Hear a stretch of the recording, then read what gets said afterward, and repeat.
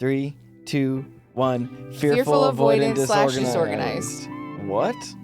We're the same.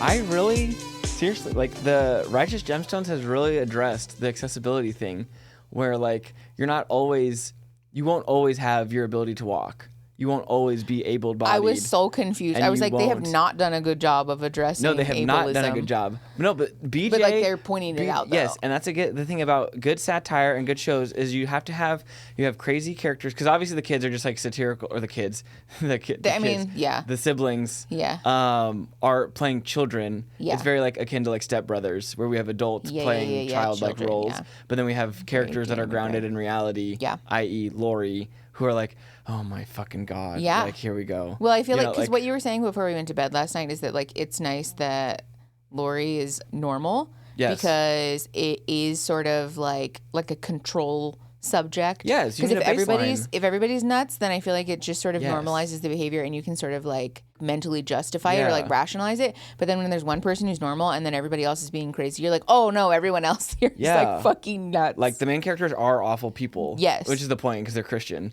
Yeah, that's the joke. Not all Christians on that way, just big mega church evangelicals. Yeah, you get it. If you guys haven't watched The Righteous Gemstones and you're into that kind of comedy, then you might like it, because it is a very like loud, satirical, sort of making fun of evangelical megachurch people. Mm-hmm. Proceed with caution if you have not done some trauma work around deconstruction, or if you're sensitive about gore. And dicks. There's a lot of nudity. There is some like blood and guts and violence. Not even nudity, just dicks. Honestly, there's a lot of penises in the show. What is that? I can't even think there are very few like breasts, very few vulvas. There's lots of dicks. Lots of penises. What is that? Yeah, it's very off-putting. And I know that they're prosthetics. I was going to say prostheses. I know they're prosthetics, but it is still really jarring. Like, it's incredible to me sometimes that men get to have sex because the penis is just like not an attractive. I think in the marble pieces, it's hard to make a penis look, because it's like it's like teeny tiny. Because if it's too big, it's aggressive. Too small, and you're like, like, you know what I'm saying? Yeah. But like middle, and it's like whatever, I guess. Yeah. But also, like, is it supposed to be flaccid? Should it be hard? What are you supposed to do with it? How should it be presented? Yeah. Like the scene with him water skiing is so off-putting. Also, spoilers, sorry. Yeah, I think also that's again too why Sunny works so well. Yeah. Like, because you can't, again, because you have the characters exist, and then they go in the real world. And everyone is like, what's wrong with you? What the fuck is wrong with these people? Yeah. And they like actively make people worse. Yeah. Literally everyone that they've ever interacted with, except for like maybe one person, has gotten worse because of them. Definitely, 1 bazillion %. Rickety crickety. Oh, that poor man. That poor man. I know. Welcome to We Should Unpack This. I didn't even know we were going to get started, but that's kind of the best way to do stuff. Yeah, actually, we're just launching. That's an ADHD hack, actually. It's just, you don't, like, the other day, I didn't even ask you to do laundry. I just kind of carried it by you, and then because like we follow each other, and we just did it. We didn't talk about it. We are kind of embarrassing in that we follow each other around the house like that. Is that weird? I don't know. Do you guys do that with your partners? We're like each other's little shadow. Yeah. When you get home from work, especially, I'm like, yeah, go where you gotta go. What are you doing? Yeah, it's time to change. Yeah, I'll sit in the bathroom when you shower. You sit in the bathroom when I shower too. You help me body double. I feel like those aren't the same though. Quite. Mine is worth more because you shower. Mine don't take as long. Yeah, but you don't sit in there the whole time though. That's true. Well, only because it gets hot. Yeah. If you steaming in there. It's not my fault that everything showers are awful. Oh, I'm so... Everything showers are the worst. Also, I always feel like I'm wearing fucking suspenders because my pants are like up so high when I sit. It looks kind of comfy though. It is comfy, but like I can't, like they don't go down. Yeah. It's fine. Also, happy Cinco de Mayo. It won't be Cinco de Mayo when you're watching this, but happy Cinco de Mayo. Tell us what you did for the holiday. Hopefully nothing appropriative, but maybe some fun revelry anyways. So... Yeah, I don't know what we're talking about today. Yeah, I do have kind of a surprise. I did warn you a little bit before we got started, but it is a little bit of a jump scare what we're talking about today. That I think it's going to be fun.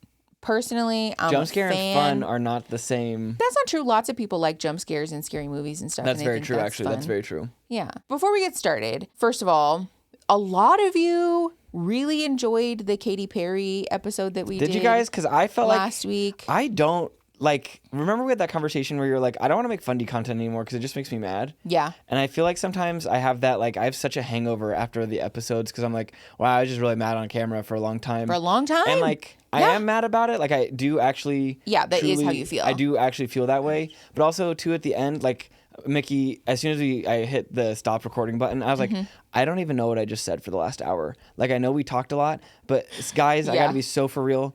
Sometimes I truly, genuinely... You, like, black out. I'm not going to say black out because I try... And also, like, if I say something real off the wall shit, like, we'll edit it out. But, like, when you get passionate, when I get fired up, this happens at work all the time. I have to apologize because, like, someone came in the other day and they asked how to open up a door. And I was like, it's literally a metal stick. It's a metal stick. It's, like, drilled through two things and you just pull the stick out and you open the door. And they were like... And I was like, I... literally can't stand men, and I went off on a tangent in front of everyone, and I was like, that is the most baby dick shit. Like, no fucking personal, just no fucking gumption. Like, goddamn, like, just go out. Like, see, it's happening again. It's just happening again. Where you're so right. See, okay, it's fine. It's fine. I think what it is, you and I both have a bit of a button. It's the ADHD justice thing. That too. I think the justice thing is an autism thing. Oh, the autism thing. But you and I both have a little bit of a button around, like, our own hyper independence, that we were children who were forced to be self-sufficient. So when people aren't that way, it's the fence. It's the fucking... Have we told the story about the fence, the woman putting the fence up? Oh, no, I don't think so. I don't even want to tell it because it's going to make me so mad. It's going to make me so frustrated. It's a thing. I don't want to talk about it. We have to talk about it now because we're being vague assholes. I'll tell you guys a very abridged version of what happened. Essentially, one of our neighbors has a dog who, it's not the dog's fault. I'm sure that the dog is very sweet under ideal circumstances. And the dog somehow learned that our dogs are in the backyard. Also, this dog just showed up out of nowhere. Like, they must have adopted the dog recently or something. I don't know. But the dog realized that our two dogs are in the backyard fairly often. And when it realized that, it started jumping at the fence. Keep in mind, our house is up a little bit higher. Their fence is lower. So not that I would know how tall their fence is from being on the other side and having to go get balls from the other side of their fence, but that was a long time ago, to be clear. That fence is, like, taller than my head. Like, it's up to here. Yeah. And I'm like 5'9". Because so it's, like, of the way 6 feet. that the neighborhood is graded, our house is at, like, a high point. We don't topographically. We don't flatten things in Tucson. We just that put too. them But where also, the you and I don't fuck with houses in low points because that's not for me. No. Everywhere is always a flood potential. We are it doesn't matter. Our house is up higher. So our fence on our side of the yard is like 6 feet. So on their side of the yard, their fence is like 8.5 feet tall. Yes. Ish. So this dog started jumping to try to like sniff at Savannah, whatever. But this dog was almost clearing the fence. Like at first it was like little noses, right? There was like little noses. And of course, because Savannah's like, what the fuck's going on over there? Would like, but also, too, the worst part is, too, the area, that's where they shit. So the dogs will run over there. And so we're trying to, like, keep them away, but not step in shit. I've stepped in shit so many times. So this became a cyclical problem where the dog, anytime the dog would get let out, it would, like, beeline towards our fence where our dogs are and start jumping, and then it turned into like jumping and barking. And then it turned into this. Yeah, little paws hanging over the fence. And then it turned into like jumping and barking and snarling. And then it turned into like jumping and barking and snarling and like whole upper body just hanging over the fence. So impressive, but not good. And especially because it was turning into increasingly violent behavior, it scared me. Because Savannah has been attacked before. It's a button. It was really scary. It was very traumatizing for the both of us. So also, I was like, if you can prevent it, like. Yes. I was like, we're not doing that. So I don't want to play with fire. We talked to the neighbor and nothing got done. So I went and talked to the neighbor again and nothing got done. Eventually, after several like, hey, trying to be kind about this and this is a problem, they put up chicken wire. No, they did not put up chicken wire. They put chicken wire in their backyard, but they essentially just like wrapped it around a tree and then duct taped it to the corner of their house. And keep in mind, they didn't even fucking take it off the roll. To paint a picture, our fence is here. You probably show the... Sorry, our shared fence is here. Our yard is over here. Their yard is over here. They have a tree, and then the corner of their house is like situated this way. I wish we could do the Sister Wives diagram. I know the Sister Wives diagram. So... our yard, their yard, and then there's a tree, and then the corner of their house is like this, right? I'm going to be honest, I live there, and I'm I'm picturing it. Okay. So basically what I'm saying is that there's a tree in the corner of their house that you can form like a little line in between. So they stretched the chicken wire here. But they duct taped one half of the chicken wire with like 2 little pieces, mind you. Not even like all the way down, but just 2 little pieces of duct tape. Good noise. Thank you. And then they took the whole roll of chicken wire and just sort of lazily wrapped it around the tree. And just set the rest of it down. And mind you, the wrapping it around the tree's not at the fence on the other side. So there's like a gap in between the tree and the fence. Guess what size gap this is? It's a dog-sized gap. Perfectly dog-sized gap. So they put this chicken wire up, and of course we saw it because I'm out there with the dogs literally like 5, 6, 7 times a day to do potty breaks and to do playtime and whatever. And I was like, that's stupid. Hopefully the dog's not smart enough to figure it out. It was. Immediately. The dog fucking beelined through the hole and tried to launch itself over the fence. So I ended up talking to the neighbor, and they ended up fixing it, and it hasn't been a problem since. Also, though, my favorite part of this whole thing was when they were like, well, what do you want me to do? I have to work. And yeah. They were like, we all have to work. I'm just really busy, and like I'm busy with work a lot. They're working from home. So they were like, unfortunately, I just can't be like, looking after the dog all the time, which was like, okay, so don't let your dog outside then if you can't supervise them. Like, if I knew that our dogs were becoming violent with the neighbors' dogs and it was like a concern it's a safety to the degree thing. that they had come to my house and asked me politely 3, 4, 5 times, please do something about this. And let's be First clear. of all, I'd be mortified. But second of all, there is no world where I would just open the door and let my dog run amok outside unsupervised. Like, I'm sorry you're not going outside unless I have time to supervise you. Like, and I'm also just going to make more time for that then. Because also, we go outside with our girls all the time, no matter what, always supervised. They're never because unsupervised. Especially after Savannah broke both of her fucking legs. And also, she eats poop a lot, so there is disgusting. no unsupervised time. But also, too, this is how you know. See, so I'm the good cop. So I went over to the house first. I'm very sweet. I'm very kind. And look at that. Nothing got done. True. But then once bad cop comes in, then shit gets done. I was not mean. No, I you was weren't not mean. rude. I was just firm. Yeah, I'm not good at firm. I'm pretty. I was just clear that like. I was firm actually. No, I was like this. Okay, would be, fine. But I was firm the first time. No, that's true. I think it was just because when I went over there, I was also firm. But I did say like, I need you to understand that first of all, it's not just me. The neighbor who shares an abutting fence with both of us is also terrified of your dog and has placed a huge like trellis in the way because they're terrified that your dog is going to harm their dogs. And also that I have already taken video and audio recordings of this happening. So I need you to understand that if your dog jumps the fence, you can't do anything because it's my yard, it's my property. So like, what am I supposed to do? Yeah. Like, this is a problem, and I would really prefer to not have to try to separate your dog from my dog on my property with no assistance from you to like manage your own dog. Like, if your dog jumps the fence, there is nothing that you can do, which puts me in a very dangerous situation, puts both of our dogs in a very dangerous situation, and like I will call the police also. People, I don't know what like it I is. will call animal control to like sort it out if I have to, because I am not going to get in between a dog fight and potentially like end up in the hospital.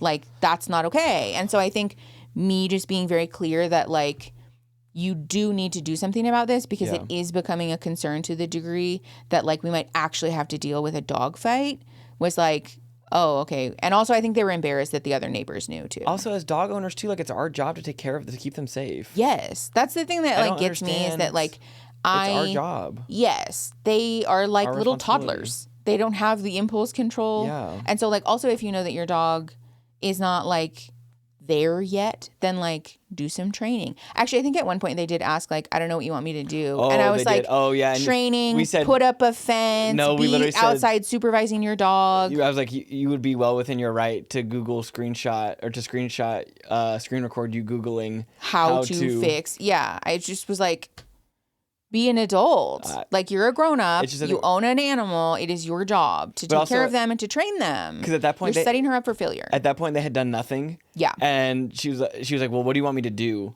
after having tried nothing? I was like, And that's the literally point. anything. I was hoping that you would do literally anything. Yeah. Like, train your dog, supervise your dog, put up a fence. I don't know. Figure it out. Like, because also it's not my animal. Yes, exactly. I know that Savannah is like reactive sometimes to like people walking their dogs and stuff. And so like, you know what we did? We made sure that she's never outside unsupervised. Also, and we she's also have harnessed like, the fuck up. yes, when we have plants and stuff outside to keep her from being anywhere near like, you know, edges, yeah. Yeah. We don't open the front door unless we know we're going to be there to supervise her. Never. Oh, you don't even get me started. Actually, this could be the dog podcast, but it's yeah, not. I have strong opinions about animals, especially because we have spent a lot of time and effort training our dogs to like have good recall and to like be safe. Yeah. But other people don't do that, and it really bothers me. So, anyways. Speaking of our reactivity, and also we were talking earlier about our issues with people not doing for themselves, our hyper independence. I think we should talk about attachment styles today. Oh, okay. I have like a short quiz. It is from this website. My phone's upside down. Do I just do it on my phone? It's called Attachment Project. There were a few things that I sourced from this website when I did our main channel video about attachment styles. Okay. That should be up soon, or at the time that this is up, by the way. I think it's up by the time you guys watch this. Mm-hmm. And I'll put this in the description. I'm not endorsing this as a way to discover your attachment style. This is more like for fun. This is like the Myers-Briggs thing. It's for funsies. It's I already know what my attachment style is because my therapist bothers me about it. But I thought this would be fun, and then we can kind of talk about it. Okay, start quiz. God, the older we get, the farther down I have to go on the fucking choose your age. Okay, I'm in a relationship. I am 25 to 30, just barely. I don't know how my relationship with that. Do I have children? No. And I have 5 non-binary. Okay, please answer the following questions with respect to your mother or mother-like figure. If this person passed away, would you like to answer these questions with respect to how you felt when they were alive? I find it easy to depend on this person. Sorry, Mom. I like you so much. Or this person won't care about me. Well, okay, so here's the thing. This is also why these quizzes are silly, and why this is like silly haha fun times. Because there's a lot of variables. Our attachment style is formed in early childhood.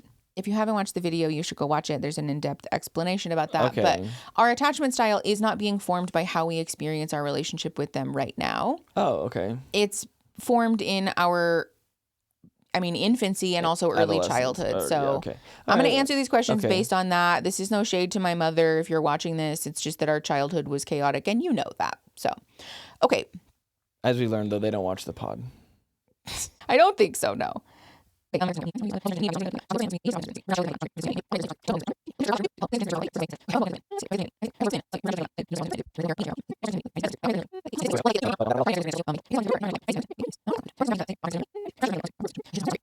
got mine. Let me know when you're ready. Okay. When I'm upset, I feel ashamed with myself for feeling that way. I would say almost always. And when I'm upset, I have difficulty focusing. All of these are the same question over and over again. Okay. What's yours? Mine's in red. Mine is too. Oh, okay. That makes me feel better. I feel like from a personal standpoint, I don't think we should put our attachment styles in red because I feel like we failed. Yeah, I feel like that's not a good branding choice. That's not a good branding choice. On this website's part. Okay, let's say it out loud and we'll see at the same time together. Okay. Okay. 3, 2, 1. Fearful, avoidant, disorganized. What? We're the same. Yeah. Okay, so together we're hopeful, head-on, organized. No. I don't know how I feel about that. I feel it's not wrong. But that's crazy we got the same one. I do think that this is the thing about these is that, hold on, I'm just sending it to myself. Because I probably answered my childhood one a lot different than you did. Yeah. I'm going to read what it says about what does it mean to be disorganized. Okay. We have the same, so that's nice at least. Yeah. What does it mean to be disorganized? The disorganized attachment style, also known as fearful avoidant, is characterized by a strong desire for close connections and intimacy, but also an intense fear of getting hurt within relationships. That's fair. The traits of this attachment style tend to alternate between those of the avoidant and anxious styles depending on the person's mood, experiences, and circumstances. Due to their early experiences, people of this attachment style struggle with feelings of fear, mistrust, and inner conflict, especially in relationships. For this reason, someone with a disorganized attachment style displays a push and pull pattern of behaviors, a lack of effective coping skills, and low self-esteem. No, that does sound pretty accurate, honestly. So rude. No one use this against us, okay, chat? Yeah. Don't use this against us. Don't weaponize this information. This is just like a workbook and stuff for the rest of this. But I already knew that I had disorganized attachment, but I do think that mine leans closer to avoidant than it does fearful. And I think yours leans closer to anxious. I think yours leans closer to anxious than it does avoidant. We just put up a video about anxious attachment style. So if you're not familiar, go watch that. Anxious attachment is the one that people refer to as being like clingy or like needy. The person who like, this is a super brief flyover. Don't come for me. And also, this is not a judgment. This is just me trying to put it in layman's terms. So it's okay. Quickly. Often these people will get sort of dragged for like needing constant reassurance, or the person who's like, are you gonna leave me, are you gonna abandon me, and kind of making up these stories in your head about how people hate you and like needing other people to refute them all the time. The person who will like double, triple, quadruple text, right? Yes. Like, you didn't respond to me, so you must hate me, so I'm gonna respond again and again, and like I'm gonna call you 85 times, right? Like that thing. Whereas avoidant are people who are like, fine, like I don't need you, I don't need anybody, I am afraid of being rejected, so I am going to quit before you can fire me. I feel like that happens for me after the first part. Yes, that's what disorganized attachment is. Oh. That there's like both of those in there. Is there an organized attachment? Secure attachment, yeah. Oh, secure. Disorganized basically means that you have neither anxious nor avoidant fully. That you have like sections of both. That's the push and pull thing. Okay. Right? The like, come closer to me so I can push you away. Okay. Thing. So I guess my question then is, and I would imagine for the rest of us, if you took this quiz with us as well, what do we do with this information now? What do we... Talk to your therapist. Okay. We don't have a therapist. What do we do with this information? I think it's one of those things that there's a therapy cliche that people repeat a lot, which is the like, in order to, or you have to name it in order to tame it. Oh, okay. I've heard that, yeah. Yeah. Like knowing what is going on for you internally helps you be a lot more conscious. Okay. Rather than sort of, I tell my clients too, like being more aware of what's happening for you helps you to not be on this like wild ride that your emotions or your nervous system. Right. Yeah. Or like in charge. Yes. Because like one of the questions I think was like, I feel out of control during my emotions. Yes. Right. Yes. And like, how did you answer that? Sometimes. Okay. But I think the problem is that like for me, this is also why I know that I have more avoidant than I do anxious. Okay. Is that also relates to your emotions, right? So people who have anxious attachment are very emotionally activated when they're overwhelmed, or when they sense rejection, or when they perceive abandonment, or when you're actually being abandoned. That response is like very emotive and very outward. Whereas avoidant people have learned how to suck it all in. And so they display nothing, but there's a lot of internal turmoil. So I don't necessarily feel out of control because I'm like very intellectualizing my feelings. Oh, okay, I'm very aware. You're not feeling them per se. I'm very aware of what I'm feeling and like what's happening for me. Like I can name all of those things. I can express all of those things, but I feel nothing. Okay. This is why like in therapy, not actually feeling them. Correct. Okay. This is why I've had such a hard time in therapy with like getting to the root of traumas and stuff, because I can sit there and like word for word recount the story of a traumatic event and be completely unmoved by that. Not because I'm over it, but because my body has learned how to like suck all of that back down and feel nothing. Mine is always like annoyance. Like having to recall things that are frustrating or traumatic, or like I'm just annoyed by the feelings. Like a gnat. Yeah. But that is like a little avoidant though. I would say that's probably very avoidant. Yeah. Like I don't want to talk about it. Yeah. Or like avoidantly attached people also commonly have the like, well, what's the point? Right? Oh, I don't want to talk about it. Like we don't need to address it. I probably said that exact thing, honestly. Whereas anxiously attached people need to talk about it and talk about it and talk about it and talk about it and like rehash it.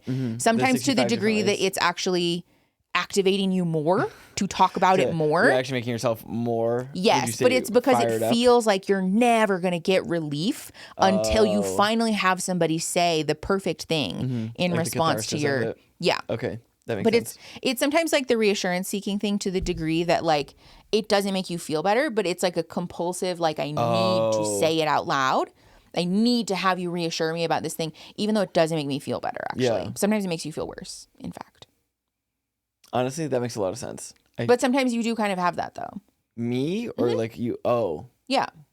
Sometimes there is like a desire for reassurance that like when I have already reassured you 85 times, because we've had this fight before. That like I have already offered you reassurance around this 85 times and I'm struggling to find a different way to say it. And then when you go, well, then I'll just tell you the opposite thing if that's what you want to hear. And it's like, well, no, I don't want that either. That doesn't feel good. That's shitty, yeah. That doesn't feel good either. No, that's fucked up. No, not like a fucked up way, but just like, okay, like after you've like exhausted. Yeah. You know, and it's like, okay, I don't know how many more times, like clearly this reassurance is not doing anything. Yes. Because it does kind of get to a point where it's like, I don't know what to say. Yes. Yeah. Like, I don't understand what it is. Because it does feel sometimes that you're looking for proof that the opposite is true. Well, it's like almost like cathartic to be like, see, I knew I was bad and wrong and like sometimes did the wrong thing. So like that's where that compulsive reassurance seeking comes from when you have avoidant attachment is this fear that secretly deep down somebody does have a desire to abandon you. So you want to ask them and ask them and ask them until it finally comes out so that you can see, I knew it. I was right. I was right the whole time. You don't love me because I'm not worthy of love because nobody loves me. Which is not the truth. No. The truth. No, but it's like a nervous system thing. Yeah. Do you have thoughts about that? Does that feel accurate for you, the like disorganized thing? Honestly, yeah, kind of. I feel like I oscillate between the two. I don't think I could, either one of those doesn't sound right, but both of them sound like familiar. Yeah. If that makes sense. Yeah. And that's why they made up, I guess, this classification. Do we believe in attachment styles? Like, do we think this is, okay, this is like it is an evidence-based, I don't know, thing, it's I not guess. like the color charts or whatever, or like. No. Well, I do take issue with people kind of doing what we're doing. Oh. The 5-minute thing. Because it is a lot more complex than that. Okay. It's not a Myers-Briggs thing. It's not a big 5, right? It's not your Enneagram. In order to really ascertain what your attachment style is, it requires a pretty intensive investigation into early childhood experiences and also the way that you cope and present now. Yeah. Because also I could fill that out in an hour from now and probably have different answers. Yeah, that's fair. Different question. I mean, maybe not for the childhood stuff, but. Yeah. No, that's valid. Yeah. If someone came into your office and was like, oh, my attachment style is this. I want to work on this, but they were wrong. That's okay. No, like, of course I think if somebody came into my office and was like, oh, I have XYZ attachment style, I'd be like, oh, tell me about that. Right? Like, where does that come from? Yeah. What childhood experiences do you feel like kind of inform that? Like, let's explore that more. Because if they're right about it, then that's great. But it's also possible that they've been fed misinformation about it. And so I want to help somebody be sure that like, that I is feel the like truth. these feel pretty accurate. I mean, but we wouldn't put our stock in this. It's not that it's wrong or bad necessarily. It's just that it's like pop psychology. It's not painting a whole picture of somebody's formative attachment experiences. I feel like that's the thing too, because like having to answer about your trauma on like a 5-question questionnaire. Yeah. Hardly paints a comprehensive picture. Yes. There's also a lot of little things about attachment styles that can be very illuminating. Okay. Right? Like in your romantic relationships, have you ever or do you feel a desire to snoop through your partner's phone even though they've never betrayed you? Oh. Right? Yeah. If that's the case, that might lean us more towards an anxious attachment than avoidant. That alone is not enough to paint the picture, right? Or like in childhood, did people punish you for having emotions? Right? Oh, I know that's why I learned to suck my emotions down, right? Yes. Or like, what did your relationship with your primary parent look like? Who was your default parent, first of all? Yeah. But also, what did your relationship with them look like? Were they nurturing to you? Did they treat you like a peer? Did they parent you, but in a way that was still kind and fair? Or did you feel like your parent kind of eclipsed you, right? Do your parents display signs of emotional intelligence, or were they emotionally immature? Those are all very important things for us to know, because if generally speaking you had emotionally mature parents but you're still struggling with some attachment style stuff, then like it's probably coming from somewhere else and we need to investigate that. I was gonna say that too, because I'd be curious like if we had more relationships prior to us getting married or being together, like how that would have affected or like changed the way we communicate and operate with each other. The other thing too is that because we started dating so young, we likely absorbed some of each other's attachment stuff from each other's parents too, probably. And also because we accidentally, subconsciously, we're trying to mirror what the other person needed out of a desire to stay together. Yeah. But because we were so young and our brains were very like malleable. Malleable is what somebody said. Yeah. I just said that. Great word, by the way. Somebody in the comments said that too. Oh, about what? Because I was looking for a word to describe like when your brain is mushy, and somebody was like, malleable was the word you were looking malleable. for. It is. Honestly, thanks for the help. Yeah. But because our brains were so malleable and we wanted to be together, obviously, we kind of accidentally became what the other person was looking for. We're like Venom, like the symbiote the symbiotic relationship between us. Yeah. I don't know. Like, I've never seen Venom, so I don't know either. Okay, I cool. was just running with the analogy. Me You're too. welcome. I think that's how it works. Sure. I think it amplifies. Okay. Cool. But I mean, it is kind of that though. Yeah. Right? Where like we became what the other person lacked. Yeah. Or like what the other person needed. Yeah. So I was the like reassuring, like more emotionally soft, and like also the person who like saw you specifically and not like viewed you as because you were like very golden child. Very golden child. Both of us did actually at one point in our childhoods have the oh well, you practically raised yourself, we didn't have to worry about you thing said to us. It's so nice not having to worry about you. Yeah. That's actually not a compliment. No, don't do that to your kids. That's actually really problematic. That's actually not. Doesn't feel great. So yeah, I became the person who like centered you in my life, which probably felt really good. And then I to you. But you were like the stability that I needed because my childhood was very chaotic and unpredictable. Yeah. My parents were very like we were on it. We were parents minute, or we were like either completely absent, or we were like treating me like I was the parent and having to parent my parents. The consistency. Yeah, it was all over the fucking place. Yeah. Which is why, like, that's why I know that I have some anxious attachment stuff. Yeah. Because anxious attachment forms when you have very inconsistent caregiving as a child. Which makes sense. That makes sense. Your little baby brain learns that you can't depend on people. I would be curious too about this attachment style stuff, especially for people who are older, as far as like relationships go and stuff. Like I feel like that, especially like broken up relationships and like crushed hearts and like, you know, that sort of a thing, like heartbreak. Yeah. Like that how much that affects too.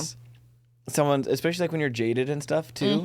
Like how that affects your like when you have to be more defensive, like obviously, you know, and like understandably. Yeah. But that's definitely part of it. Especially I would almost be more curious about that than childhood stuff. Or at least, because also for me, like the friends one, I'm like, I whatever know. about all of this. Yeah. I'm sure that's how you felt about the coworker one as well. Like, what do you even have to say? Like, I was mostly answering based on like past jobs and stuff, but also I was a child at that time. Again, I know it's hard to answer. I was very young, and that's the other thing too is a quiz like that's super fast doesn't really account for the nuance there. Yes. Where like, you know, you like for us, we didn't really have normal coworkers before we kind of settled into adult jobs. Yeah. Yeah. You know, like you and I have both been at the same job for a very long time, and mine notably has no coworkers. It's just you. It's just you. And also I had a real fucked up relationship with my supervisor. Yeah. Oh God. Yeah, not a lot of gossip at the water fountain. No. For you. No, unfortunately. Which honestly is sometimes like I'm actually sad about that. I would be. I love when you come home with work drama. You get to live through it. So and so from blah blah blah wanted to tell me blah blah blah about so and so from this other. I don't have very much either going on. That's not true. It's not true. There's been some real saucy stuff happening. There has been some good stuff that's happened. You're right. You're so right. Real juicy goss. Yeah. Yeah. It's a complex thing that's kind of hard to suss out. Yeah. But I just think it's interesting because I psychoanalyze myself all the time. Yeah, you do. Yeah. So I kind of already knew what my attachment style was going in, but then talking with a therapist about it, I was like, did you already know like prior to doing the research or like you've done that for a while? Yeah. Oh, okay. Yeah. Yeah. Joe's been on my ass about it. Oh, okay. Yeah. Just dropping first names now. Okay. My therapist. Yeah, that's her name. She's the coolest. But no, especially anytime that I was working on my like vulnerability in our relationship, she would push my buttons. Would she irritate you? Well, not in like she wasn't like trying to irritate me. No, it's not like nagging you. But no, she was like very open about like, you feel like you can't trust your husband because you couldn't trust your parents and because you had to parent all of the people in your family. But she was like, Mickey, your relationship with your husband is never going to improve in that area if you don't give him a chance to, though. That's true. If you rob him of the ability to support you and accept that sometimes he will let you down because he's a person who we sometimes let each other down. Does person things. Yeah. She was like, if you go into things with the expectation that you can never trust other people, including your husband, and you never give him the chance to, and if you do, you go in expecting that he's going to let you down and you look for that as proof for like why you can't trust people, then you're keeping yourself stuck. She was like, that's not on Aaron. Yeah. That's not fair to him. You're like robbing him of the ability to support you. Wow, and I was like, wow, fuck you, Joe. how long ago did we have those conversations? Is it crazy to think that sometimes was a while too ago. Yeah. that like years ago now, like conversations like that at the time would have been kind of groundbreaking? I know. Or but like when it's like that thing when therapy starts to take root.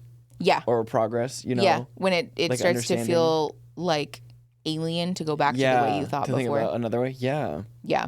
Because I don't feel that way. I mean, there's tinges of it, to be sure. Sure. But I think the thing that I have struggled with the most, though, actually, is the like visceral disgust towards other people who don't like support themselves. Oh, I think that's also, I wonder if that's part of it too, actually, then. Like the more you become, not that we become independent per se, but I think we have yeah. I'm fine with that. Yeah, that's not a bad thing. No. Hyper independences. Yeah, it's funny then when you like smell that shit out in the wild, like god damn that shit smells. You know what I'm saying? Yeah. But the thing is that like it's not healthy or functional for us to have a visceral disgust for people who just find it natural to need help. And that's why sometimes I'm like, that's an us like, thing. Erin, this is a you. Yes, exactly. I was just about to say that. Like, this is a you thing. Yeah. Like, this is not. Yeah. That's the thing, That's a good point. I'd never really thought about that. What, the disgust thing? Yeah. Yeah, like, why does it get under my skin so much? Yeah. Yeah. I think that's the thing that has lingered for me the most. Well, and I think, too, the thing that we always talk about, too, is, like, especially with, like, men who just, like, can't be bothered to, like, look past themselves. It's just, I think, too, like, for me, sometimes it's like, well, I'm not allowed to do that, like, get away with that. So it's like, why the fuck are they, you know? Yes. And, like, you shouldn't want to, like, get away with that either. But, like, obviously we do, you know? But it is a button, though, I think, because it's so common in, especially, like, the very sexist and misogynistic, presumptuous, like, patriarchal relationships. Yes. That men are incapable, and it's a wife's job to mother her husband, you know? Never mind the fact that we do everything in our power to, like, make sure moms and mothers and women and femme people have no... somehow are not capable of having their own autonomy, but also are responsible and in charge of everything. Yeah. Men are the head of the house, but it's a woman's job to mother her husband, apparently. Literally. Yeah, because he can't possibly be expected to know the difference between, like, Clorox wipes and, like, a paper towel with water on it. Fucking nuts. Nuts. How could you ever... Is that from something? Or no. Did you just make... Oh, I was like, that's insane. No, that's just, like, a thing. I do actually remember I took a gendered communication class in my undergrad. Oh, okay.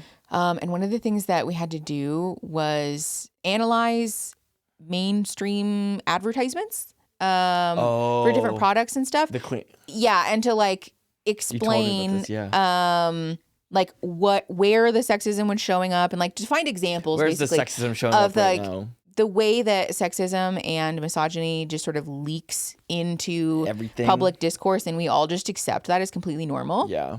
There was like I think it was like a Lysol commercial or something that was like, you know, so easy, even dads can do it. And it was this that shit's crazy. Long like B-roll sequence of a dad cleaning a diaper blowout and like cleaning, you know, food or whatever off the counter. Yes. And at the end of it, the wife being like, wow, because she came home and the house wasn't fucking disgusting. And like, what is that? What is that? I just don't. That's wild. I don't fuck with it. I don't understand it. No. Well, I think that's the other thing too, is that you're just not, because you're like the hyper independent person. Yeah. Well, the independent, maybe not hyper independent, but like we both do have that thing where like the idea of needing other people to prop us up is like, ew. Yeah. It also pushes your buttons to see like your coworkers and stuff talk about their families and be like, man, I don't know anything. Like my wife takes care of all of that. And you're like, why would you fucking not want to know that? Also, why would you tell people that? That too. Yes. Why are you not embarrassed? We're too comfortable. Yes. Yeah. Yeah. You should be ashamed of that, actually, that you don't know how to take care of your fucking kids. Or that like there was a whole TikTok trend of husbands who didn't know their kids' pediatrician's name. Yeah. Or like they didn't know their kid's fucking date of birth. They would take the kids to the doctor because mom was busy and the pediatrician was like, date of birth, and the dad had to call because he didn't know. I'm really bad with dates and stuff too, but I would like to think I would remember. I gotta think I would remember. You're bad with dates in the way that like if it's not in a calendar you'll forget, but not like important stuff. Because I know your birthday and phone number and stuff, like and things that like matter, like if we have something that is really important for like the house or whatever, like you remember that is happening on that day. You know? Yeah, that's fair. Oh, that's fair. Yeah. You just don't remember like, oh, did we say that we were getting, I don't know, dinner or whatever on this day or that day. Yeah. Okay, that's fair. But then we just put it in the calendar. Because also I think you're calendar. neurodivergent, my love. Yeah, so. you keep saying that. Everyone keeps saying that. Chat keeps telling me that. Yeah, I think it's true. I'm chat diagnosed.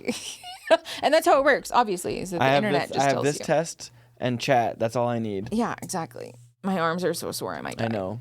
You want to tell everyone about your workouts you've been doing lately? I feel like the most annoying person on earth, though, because all I do is complain about it. Like, all my friends listen to me yam on about it. Let's talk about it. We talk about the conversation we had yesterday, too. That's fair. After you got your boobies done. I did. Actually, you know what? I think it would be good to say it out loud and like hold myself accountable for it.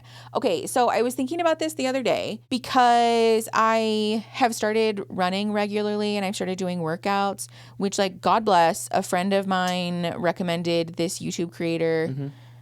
I feel like I've consumed enough of their content now that I feel fine to recommend them. Their name is Justina Ercole. I don't know how you pronounce her last name, but it's spelled Ercole. But she makes home workout videos that are super easy to follow and notably devoid of any like weight loss discussion or fat phobia or like, because I would hate going to workout classes. I had an Orange Theory membership for a while in between, like the no man's land years between, like, not exactly an eating disorder, but not exactly good. Yes. And I would hate going to those classes, and they would say things like, awful. We're going to work off that lunch, ladies. And I would be like, first of all, ew, that was a good pop. Sorry. No, you're fine. First of all, ew about the like ladies, but also like, why are you telling me that? Like, I shouldn't work off my lunch because I used it to fuel my body. Yes. What are you talking I never understood about? that. We need food. Yes, we need food. And also, all you're doing is saying that like eating is a bad thing, which is further exacerbating other people's issues. Need that. They don't in my relationship with some food. people do not need any help with that. No, you're harming people when you do that. Also, you can encourage and motivate people not that way. If you have to rely on self-hatred to motivate people during a workout, you're not a very good motivator. And you're not a very good teacher either. So I really appreciate that all of the workouts, like, she doesn't even really do that. Honestly, there's not even really like a, come on, keep going. It sounds like it's just like, here's the workout. Do it. We do a warm up.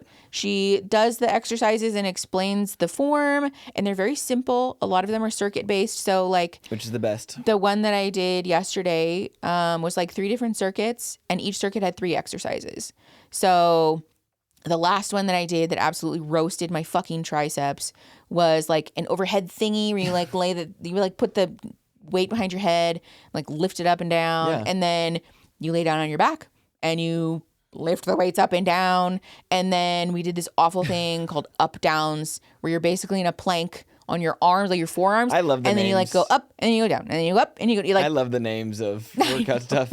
I know, they're terrible. I had to do 20 up downs. I know. 15 left to rights. But that's it. That's all you do for like 5 minutes. You're just left to your own devices. Like do 10, and do 10. And like, that's it. She just plays music under it.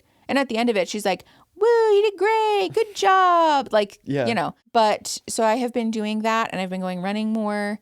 And I have felt like really good. I felt really empowered in my own body, which is like, that's the first time I've ever felt like that ever, I think, which is crazy. That at 30 years old, you know? I feel like the reduction is like finally in full effect. Yes. That's kind of what I was thinking about the other day, is just that like, wow, look at me. Like, so much has changed, and I am like working out because I enjoy it, because it makes me feel good. Not for any reason. And not for any fucking... No, because I have a sedentary job, and so I don't want to harm my joints any more than they already are fucked up. And also, too, part of what spurred this is that I talked with my doctor, and he is convinced that I don't have EDS, which I don't know that I really believe him. But he did say, because at the time I was having issues with my knees when I was running. Oh, yes. And he was like, I don't know, doing whatever doctors do, poking at him and stuff.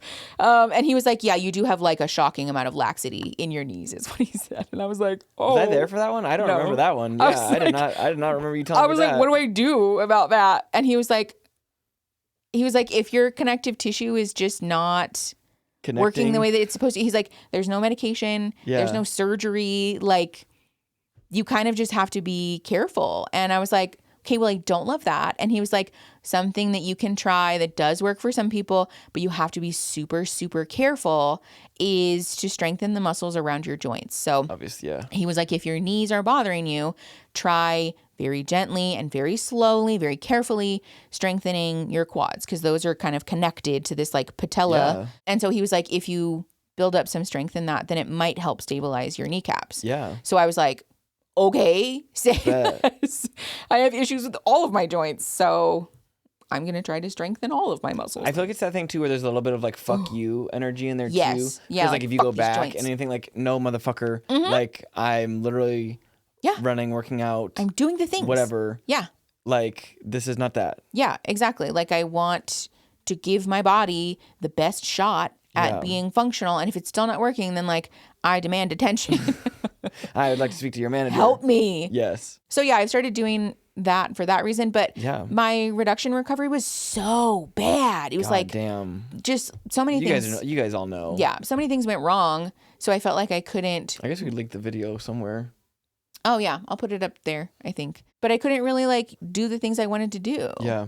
The part of the whole reason I wanted a reduction is because I wanted to be able to go running. You ran more than me lately, honestly. I know. Straight up. But yeah, so I've been really enjoying that. And I've decided that I want to train for and sign up for a 5K, like an official, like a race. And then maybe a 10K after that, depending on how the 5K 10K, goes. Those ones normally get my ass. But also, you're kind of a better runner than I am. I really do say, like, if we switch, I don't know. I don't think that's true. I think because I do think if we switched bodies, I could smoke you. Yeah. We were talking about that last night. If I told Mickey, Mickey, you could beat my ass. You could beat my little twink ass, no doubt. But if I put a 50-pound vest on you, or I don't even know what the difference is between our body weights. I don't know how much I weigh, honestly. Yeah, I am only aware of it because of the doctor. Yeah. But if we figured out however much is different between our body weights and I put a weighted vest on you, I would fucking smoke your ass. I want to try that. I feel like it would be really dangerous. You're right. We'd have to work up to it, Weighted vests are kind of, it wouldn't be that dangerous. You think? I don't know. They sell weighted vests. I just don't know how much they are. Fair. I was saying too, we could just put dumbbells in a backpack. I'm not running with dumbbells in a backpack. That sounds like, can you imagine them fucking... Your backpack would also... That would roast your shoulders. You would roast your shoulders. You would not be... Also, just... bad for you.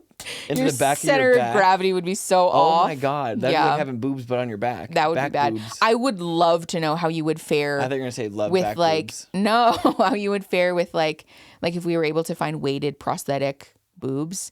Oh God. To like make you wear a sports bra. I don't want... That doesn't sound enjoyable. Like it makes it so hard to breathe. That doesn't sound enjoyable at all. Thankfully though, I can breathe more... Like now, clearly, yeah. Because before it was not good, but now I feel like it's better. Yeah, there is still a little bit like, but I feel like you'd have to fully have top surgery to get rid of that. Yeah. You know, which is not something I want. I was literally saying that the other day. Mm-hmm. The reason I didn't get top surgery is because I want boobs sometimes. Totally. I just wish I could like pop them on and off like Legos. Yeah, that'd be fucking sick. I just wish I could take them off to exercise, you know. But anyways, that's the update. I want to run a 5K, maybe a 10K. I just feel like it would be a very like, it'd be a good moment to be like, I fucking did it. Yeah. Yeah. Like I did. Yeah, I made it. And I can do the things that I want to do now. And like, my body is not like an enemy to me. I mean, she is a little sometimes, but you know. That's such a good point too, because I forgot how many conversations we had about that where your like body is just like, like you're like actively fighting it. It seems like. Yes. Yeah. I would say all the time. I mean, I still kind of feel this way sometimes, but like what a pity it is to have a body. Mm-hmm. You know, I would love to just be a little ghost, just like alive, but like a little. Ooh. Think how light you could be. Yeah. You would be so like a little will o wisp or something. Could you go through walls or not that kind of ghost? No, I think just like if I could be like on the moon, basically like like less gravity, or like a little like a bird or like a korok, you know, a korok, something widow, something small, yeah, so that I could just like I would love you'd to be a cute little korok. I would love. I wonder what your korok mask would be. They should have really an AI generator for like those TikTok things. Yes, I'm sure there is one. I'm sure like what your korok mask would be. I feel like that would be really fun. Okay, well, I say with that. Yeah, we should probably go on the App Store and see if I can find a korok mask generator in the meantime. Okay. regardless, we love you very much. Thank you for watching. Let us know what your attachment styles are if you're interested, or if you're comfortable, I should say. Or if anything that we said resonated with you, let us know that we're not alone in the world with our disorganized attachment. If all of us just get the same attachment issue, then like, great. That website's broken. But that website's broken. Yeah. Or maybe we're all, we all found each other. That's fair. Yeah. Who knows? Let us know what your thoughts are about that. And then leave us reviews because it's really genuinely helpful for the podcast. Thank you, yes. If there's anything that you would want to do to help us, it's that. Oh, and also the Discord. And don't forget to like and subscribe. Yeah, you can join the Patreon and stuff and join our Discord. That's always fun. So, thank you guys. Okay, we'll see you guys next time. Love you. Bye. Bye.